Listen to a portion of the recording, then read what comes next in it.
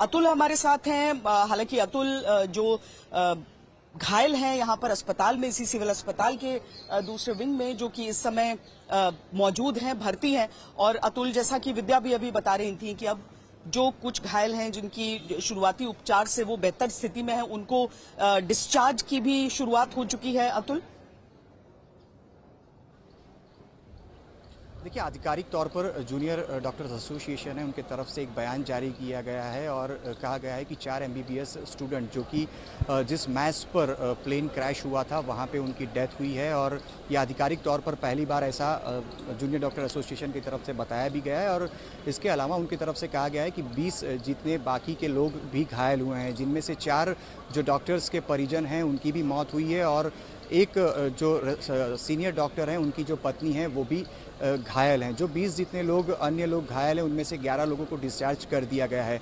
अगर अब तक की घटनाक्रम की बात करें तो ऑफिशियल ये पहली बार बयान जूनियर डॉक्टर्स एसोसिएशन की तरफ से जारी किया गया है। जिस प्रकार से थोड़ी देर पहले आपने भी बताया कि जो कुछ लोग घायल थे, जिनमें 41 लोगों के नाम के साथ डिटेल शेयर की गई थी, उसमें से ही ये 11 लोग हैं जिन्हें अब तक डिस्चार्ज कर दिया गया है। और जिस प्रकार से अभी भी DNA सैंपलिंग जो कलेक्शन का काम है वो तेज़ी से चल रहा है और लगभग 230 से भी अधिक DNA samples BJ medical college के अंदर अब तक कलेक्ट कर लिए गए हैं। और कल रात तक ही 225 जितने DNA सैंपल्स कलेक्ट किए गए थे। और कुछ विदेशी नागरिक जिनकी इसमें मौत हुई है उनके भी जो कुछ रिलेटिव्स हैं, बताया जा रहा है कि कल रात को वो भी BJ मेडिकल कॉलेज पहुंचे थे, जिनके DNA सैंपल्स कलेक्ट किए गए हैं।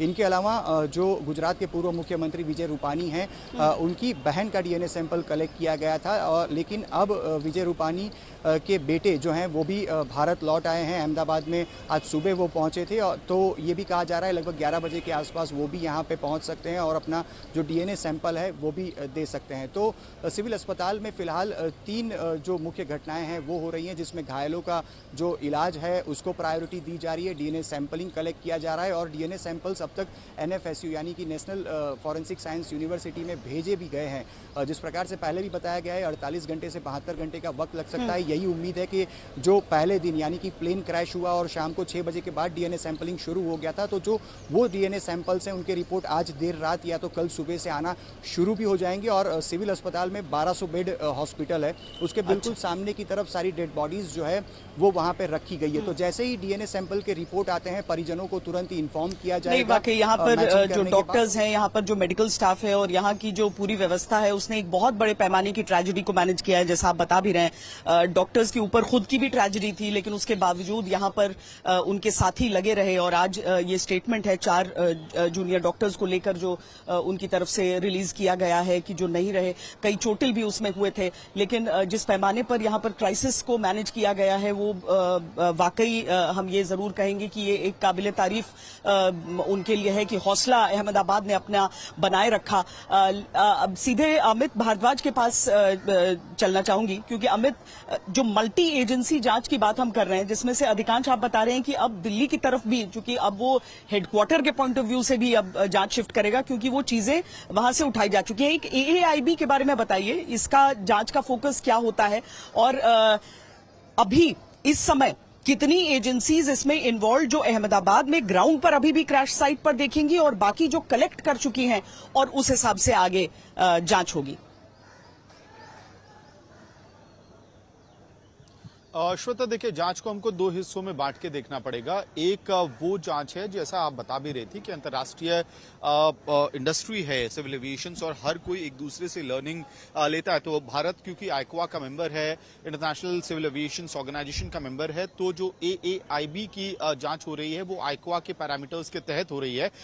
AAIB असल में एयरक्राफ्ट एक्सीडेंट इन्वेस्टिगेशन ब्यूरो है, जो वो पहली टीम थी जिसको सबसे पहले यहाँ अहमदाबाद के लिए भेजा गया था जांच प्रक्रिया में शामिल होने के लिए। तो उनका काम है कि जो यहाँ की लोकल अथॉरिटीज हैं, खासतौर पे माफ कीजिएगा, NDRF और SDRF की टीम्स को इस्तेमाल करके, स्टेट गवर्नमेंट के लगभग 40 एक्सपर्ट्स का इस्तेमाल करके उन्होंने कल मटेरियल एविडेंस कलेक्ट किया पूरे दिन। और कल के दिन में ही जब ये काम शुरू हुआ तो ब्लैक बॉक्स मिल गया, जो बहुत बड़ा डेवलपमेंट है इस इन्वेस्टिगेशन के हिसाब से, क्योंकि आप डॉट्स कनेक्ट कर पाएंगे। इसके अलावा भी जो क्रैश साइट है वहां पे प्लेन के जो अलग अलग पार्टिकुलेट्स हैं, पार्ट्स हैं, उनके अंश को भी एएआईबी की टीम इकट्ठा करके ले जाएगी, क्योंकि उसे बहुत सारा ये जो स्टोरी है कि आखिरकार उन 2 मिनटों में क्या हुआ और उसका इंपैक्ट जहाज पे किस किस हिस्से में किस तरह से आया, वो कहानी जो है अलग अलग मटेरियल एविडेंस से निकल के आएगा, जिसमें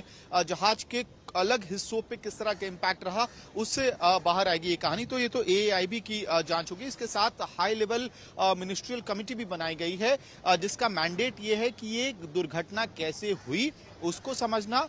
एएआईबी की रिपोर्ट पे बहुत ज्यादा हाई लेवल जो कमेटी बनाई गई है उसकी रिपोर्ट निर्भर करेगी, और उसके साथ साथ भारत में जो एयर सेफ्टी के नॉर्म्स हैं उसमें अब क्या बदलाव की जरूरत है उस पे फोकस करता हुआ दूसरी कमेटी का रिपोर्ट होगा। लेकिन ये मान के चलिए कि जो भी कमेटी के रिजल्ट्स आते हैं वो इंटरनेशनल कम्युनिटी के लिए बहुत ही अहम होने वाले हैं। श्वेता।